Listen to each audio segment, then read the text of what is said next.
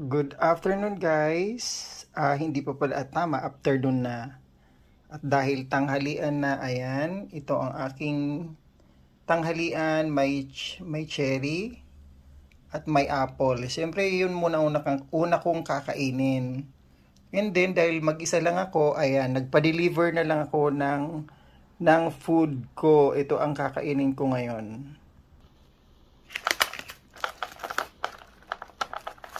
Pinadeliver ko na lang kasi ako lang naman na mag-isa dito sa bahay. So, ganyan po ang style dito sa Korea. Lahat na lang delivery.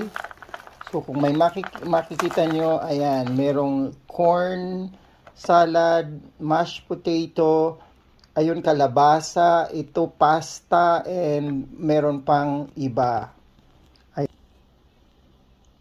Ayan, buksan natin.